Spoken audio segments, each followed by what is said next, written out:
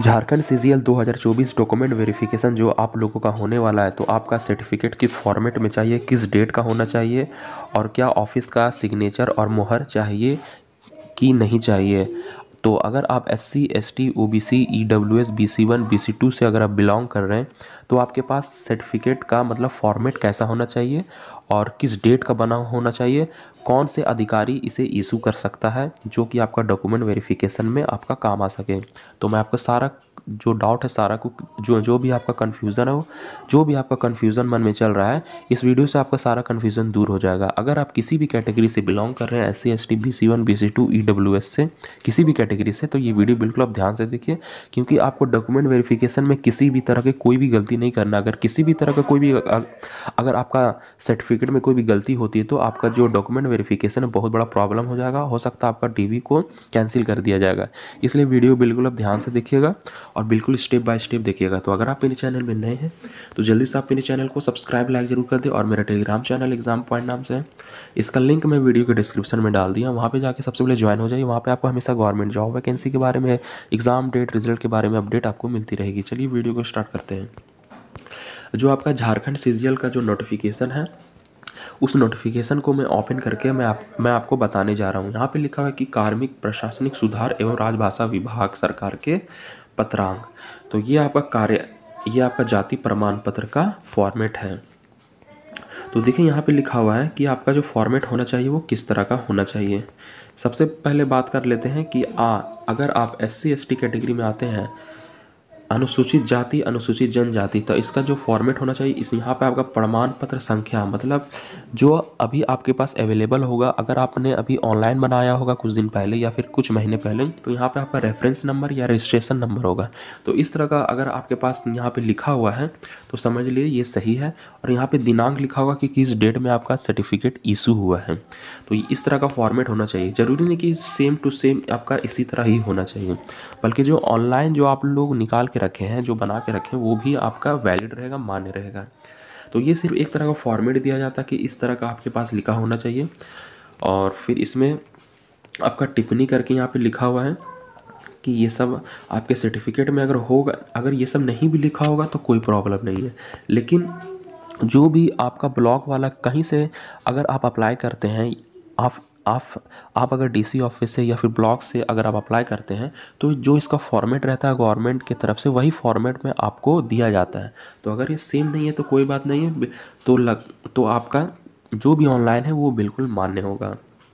ये आपका हो गया, ये आपका फॉर्मेट हो गया SC और ST का हो गया। फिर मैं आपको आगे बताता हूँ कि जो अगला कैटेगरी का फॉर्मेट कैसा होना चाहिए। फिर मैं आपको बताऊंगा दोस्तों कि इसका फॉर्मेट कैसा नहीं है। अब यहाँ पे आ जाता है आपका अत्यंत पिछड़ा वर्ग और पिछड़ा वर्ग द्वारा प्रस्तुत किया जाने वाला जाति प्रमाण पत्र, मतलब BC1 और BC2 वालों का जो फॉर्मेट कैसा होना चाहिए। तो BC1 का जो फॉर्मेट होना चाहिए आप स्क्रीन पे देख सकते हैं कि इस तरह का होना चाहिए। तो आपका जब BC1 और BC2 या फिर अत्यंत पिछड़ा वर्ग का अगर आपके पास सर्टिफिकेट है, तो साइड में आपका रजिस्ट्रेशन नंबर या फिर रेफरेंस नंबर कुछ लिखा होगा और बगल में यहाँ पर आपका डेट ऑफ इशू लिखा होगा कि इस डेट में आपका इशू इस सर्टिफिकेट को किया गया है। तो यहाँ पे आपका सब कुछ एड्रेस पता लिखा होगा, किस वार्ड से आते हैं, किस ज़िले से आते हैं, ये सब आपका लिखा हुआ होगा। तो ज़रूरी नहीं कि सेम टू सेम इसी तरह आपका लिखा होना चाहिए। अगर आपका ऑनलाइन अगर आपका इशू किया हुआ है तो कोई प्रॉब्लम नहीं है, आपका बिल्कुल वैलिड रहेगा। तो लगभग दोस्तों अगर आपका इसी तरह थोड़ा मोड़ा अगर चेंजिंग भी है आपका सर्टिफिकेट में तो कोई दिक्कत नहीं है, लेकिन आपका ब्लॉक से या फिर DC ऑफिस से आपका इशू होना चाहिए। अगर आपके पास ऑनलाइन, सबसे मोस्ट इम्पॉर्टेंट बात कि आपके पास ऑनलाइन होना चाहिए। तो ये आपका BC1 BC2 का ये फॉर्मेट हो गया, ये BC1 और BC2 का फॉर्मेट हो गया। फिर मैं आपको बताता हूँ अगला कैटेगरी का, जो कि तो अगर आपको जब अपना जाति प्रमाण पत्र देंगे तो आपको अपना 100 घोषणा पत्र भी देना होगा। अगर आप क्रीमी लेयर में नहीं आते तो आपको अपना जो है वो घोषणा पत्र देना होगा, जो कि इसको आपको मतलब निकाल लेना है, फ़ोटोकॉपी निकाल लेना है। और फ़ोटोकॉपी कर खुद से आपको यहाँ पे अपना नाम लिखना है, पिता का नाम, पति पत्नी अगर नाम लिखना। अगर आप मैरिड है तो आप अपना वाइफ या हस्बैंड का नाम लिखेंगे। अगर आप अनमैरिड है तो आपसे अपना पति के नाम लिखेंगे। तो निवासी ग्राम कस्बा कहाँ से बिलोंग करते हैं, पोस्ट लिखना है, थाना, अंचल, जिला, राज्य और यहाँ पे ये सारा सब कुछ दोस्तों आपको फिलअप खुद से करना है। ये सब फिलअप करके आपका जिस दिन आपका डॉक्यूमेंट वेरिफिकेशन होगा उस दिन आपको ये जो फ़ोटोकॉपी है वो आपको लेके जाना है। आप पहले से फिलअप करके रखिएगा और वहाँ के किसी ऑफिस से, मतलब वहाँ पे किसी इंक्वायरी ऑफिस से इसे वेरीफाई भी करा लीजिएगा कि मैंने जो भरा ये सही है कि नहीं भरा, कि सही है कि नहीं। मतलब जब भी आप डॉक्यूमेंट वेरिफिकेशन के लिए जाएंगे तो अपने पास अलग से कम 2 सेट एक्स्ट्रा लेके जाइएगा।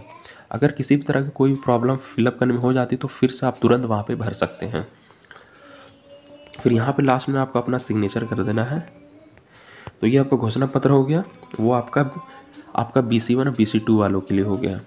SC/ST कैटेगरी वालों को नहीं देना है घोषणा पत्र। फिर यहाँ पे आपका आता है पिछड़ा वर्ग, तो ये तो हो ही गया आपका।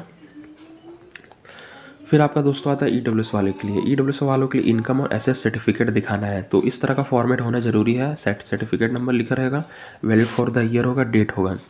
तो आपका जो EWS सर्टिफिकेट होगा इसी तरह का फॉर्मेट में होगा, मतलब आपका इसी की तरह सेम फॉर्मेट आपका चाहिए। अगर कुछ 19-20 कुछ भी मतलब कुछ चेंजिंग है तो कोई प्रॉब्लम नहीं है। तो इसमें आपका फ़ोटो भी होना चाहिए, सिग्नेचर होना चाहिए, ऑफिस का सील। अगर ऑनलाइन है तो उसमें आपका सिग्नेचर का ज़रूरत नहीं पड़ेगा, नेम आपका डेजिग्नेशन से। तो इस तरह का आपका फॉर्मेट आपका EWS वालों के लिए होना चाहिए, आप स्क्रीन पे देख सकते हैं। फिर आपका आता है स्थानीय निवासी प्रमाण पत्र। सबसे मोस्ट इंपॉर्टेंट बात आपका जो स्थानीय निवासी प्रमाण पत्र, अगर आप झारखंड से बिलोंग करते हैं तो आपके पास स्थानीय निवासी प्रमाण पत्र का फॉर्मेट कैसा होना चाहिए। मतलब दोस्तों बहुत सारे कैंडिडेट का ये सवाल आ रहा है कि मेरे पास रेजिडेंशियल सर्टिफिकेट है लेकिन ऑफिस का साइन नहीं है, ऑफिस का सिग्नेचर नहीं है। तो मैं आपको बता दूं कि ऑफिस का सिग्नेचर का कोई ज़रूरत नहीं है अगर आपके पास ऑनलाइन सर्टिफिकेट बना हुआ है, ना ही मोहर का ज़रूरत है। तो यहाँ पे आप देख लीजिए कि आप झारखंड स्थानीय निवासी प्रमाण पत्र, अगर आपके पास 2 जून 2016 तक का बना हुआ है या फिर इसके बाद का बना हुआ है तो आपका जो होना चाहिए वो आपका अनुमंडल पदाधिकारी का बना हुआ होना चाहिए स्थानीय निवासी प्रमाण पत्र। ये हो गया।